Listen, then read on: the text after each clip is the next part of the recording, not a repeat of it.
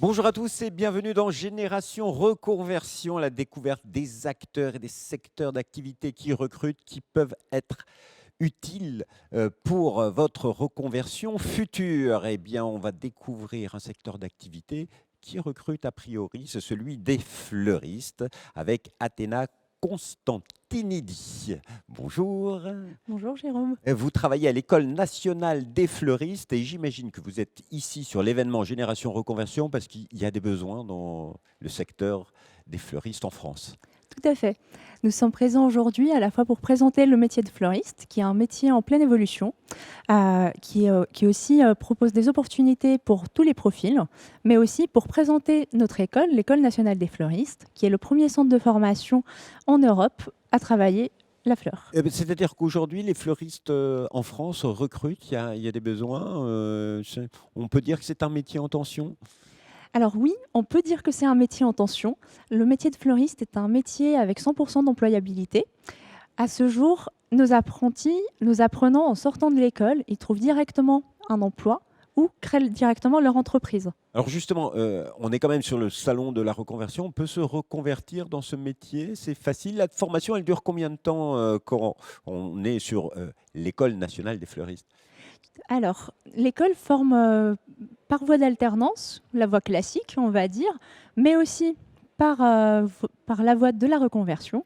Nous avons des formations diplômantes éligibles au CPF, Donc vous mais avez mis aussi, en place un dispositif spécifique pour la reconversion? tout à fait, oui, oui, nous avons à la fois le parcours classique de l'alternance pour les jeunes et aussi pour les personnes en reconversion, deux mêmes modalités de formation, à la fois un module qui est sur un peu plus long, on va dire, sur 13 semaines de formation pour voilà, 13 semaines de acquérir, formation pour se voilà, pour reconvertir. une formation diplômante éligible au CPF, mais nous avons également des modules intensifs qui sont du coup C'est-à-dire, plus courts ils sont plus encore. courts. Et derrière, vous accompagnez aussi ces personnes en reconversion dans la recherche de leur nouvel emploi. Tout à fait, oui. Nous accompagnons déjà pour la formation nos apprenants venant de toute la France, à la fois dans la recherche de maîtres d'apprentissage pour les plus jeunes, de financement pour les personnes en reconversion, mais aussi par la suite, l'école étant administrée par l'Union nationale des fleuristes, Vous les aidez voilà, nous les Alors, accompagnons sur la recherche d'emploi. je vais vous poser une colle quand même.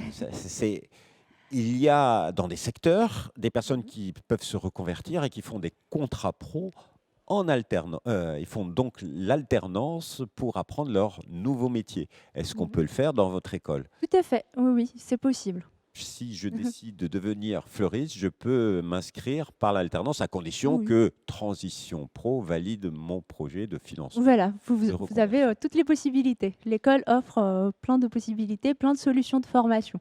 Alors, si vous voulez en savoir plus sur cette école, vous pouvez aller sur école nationale des fleuristes.fr, Super, c'est ça.